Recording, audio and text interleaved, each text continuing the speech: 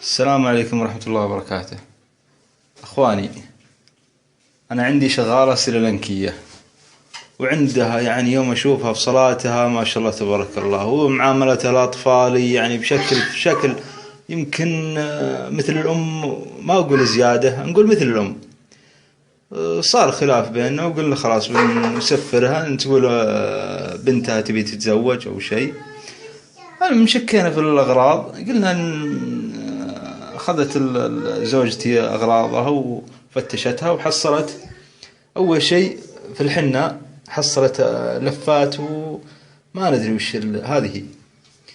فكيتها، قلنا سبحان الله، أما سحر أما شيء، أما حصلنا فلوس 500 وفئات ميات، دايم نفقدها. وأبعد من إيش تكون هي عندنا، يعني شوفها لفات صغيرة هنا بالفازلين، كيس داخل الكيس قطع شوي، وحصلت الذهب فاقدينه، فاقدت زوجتي. في الشامبو علبة لبن حاطة فيها شامبو، الشامبو ذا حاطة فيه ذهب بعد، فاقدت زوجتي قطع ذهب. يعني شوف وين وصلت. تكفون لا تامنوا مهما كان الشغالة عندها أمانة وعندها ذمة. فتشوا شغالاتكم وانتبهوا لعيالكم وركبوا كاميرات. السلام عليكم ورحمة الله وبركاته. سراتنيان silinkaa meeshaa madamii ishii jechuudha, yookiin immoo hiqaa, warqii, birrii, wantoota akkanaa kana hundasaa guurrattee qabamtee jechuudha. Adaraa keessan obboloota koo, dhugaa waaqayyo waan akkanaa irraa of eeggadhaa. Of eeggannoo cimaa godhaa. Maaliif haqqi nama uumaa isiniin godhu jechuudha. Ashamaa akkam jirtu hordoftoota koo, nagaa keessanii ani nagaa kooti, galata waaqayyo. Siilee baga nagaa taatan baga jiraatan sin jechaa. Egaa hordoftoota kiyya warroonni chaanaala kiyya faaraa taatan immoo sabskiraayib gochuudhaan maamila keenya ta'a wartaartas galatoomaa ulfaadhaa. Egaa akkuma argaa jirtanii viidiyoo irratti agarsiisanitti ijoolleen afaan arabaa agarsiisan jirtan, yookiin immoo kan hin dhageenye immoo ani afaan arabaa oromiffaan isin hima jechuudha. Akkuma beekamu sarraatanyaan mana isaanii hojjetti, akka namtichi jechaa jirutti sarraatanyaan yookaan mana isaanii jirtu silinkaadha jechuudha. Kan mana isaanii hojjettu sarraatanyaa silinkaati. Dhugaa dubbachuuf baguma Itoophiyaan ta'in maqaan nu badeessi laa'e. እና isheen meeshaa madam ishee guurtee jechuudha. Hiqaa madam ishee tokkoffaa kan fuute warqiiwwan isheen fuute, birriiwwan isheen fuute, akkasuma wantoota garaagaraa mana isaanii keessatti akka shaamboo, vaaziliinii waan akkasii kanneen achi keessatti naqatte jechuudha. Akka hinnaa namni akkanas guurrattee jechuudha. Guurrattee hiqaa ishee keessa naqatte. Achumaan hiqaa kana immoo jarri barabbaranii ilaaluu yookiin fattashanii jechuudha. Yoo gaafa fattashanii wantoota kana keessatti argan laala salphina guddaa dhugaa rabbii jechuudha. Mana namaa keessa ta'anii waan hin xaqqabne, waan namatti hin tolle, waan boruu isaatiif iddoo guddaa hin geenye irratti gufuu ofii isaaniitiif kan karoora hin qabne ofumaa ofirratti karoora gufuu ofirratti ta'an jechuudha. Kanaaf obboleetti keenya kun erga sarratanyaan tuni fattashamtee waan kanaan qabamtee jechuudha.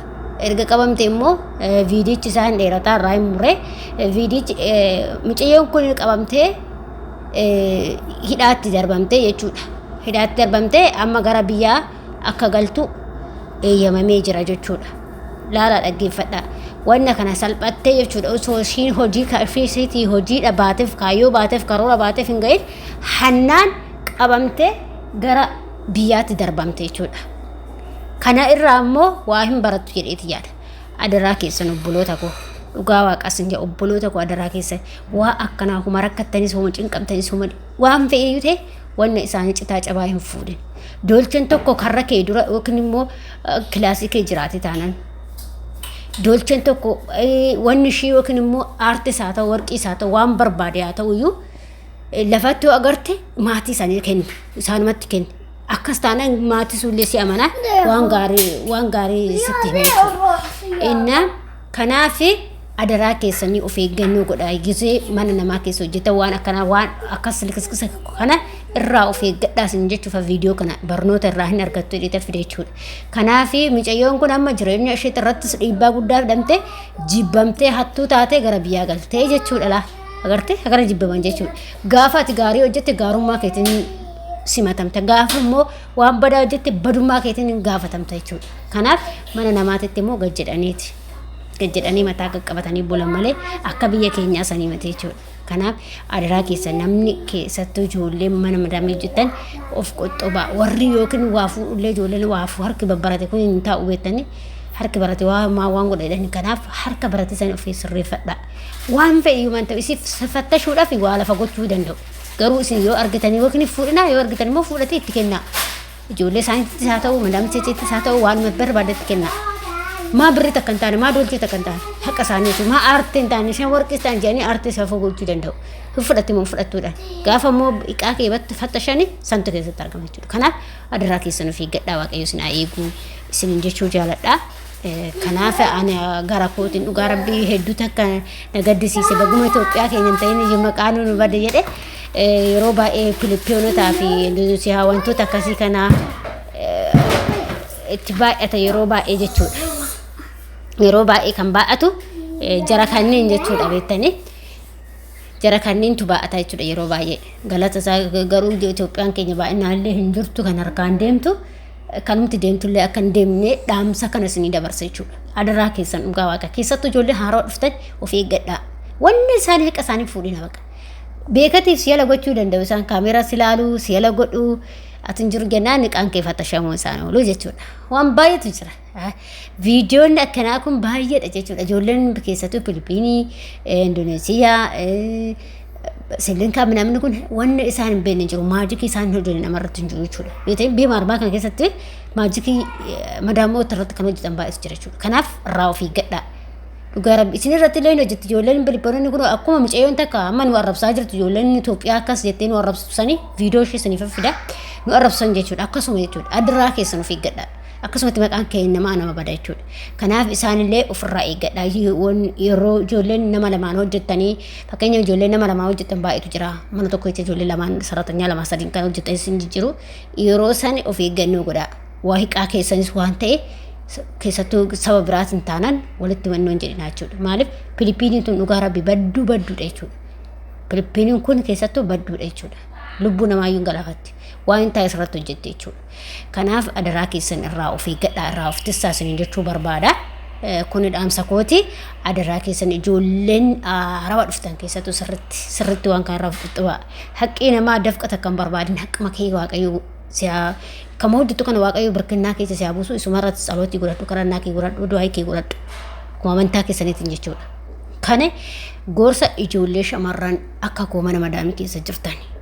Dhugaa rabbi gaafa gaarii taate immoo jarri si jaalatu. Gaafa ati badduu taate akkasumatti baduma sanii si jibbu jechuudha.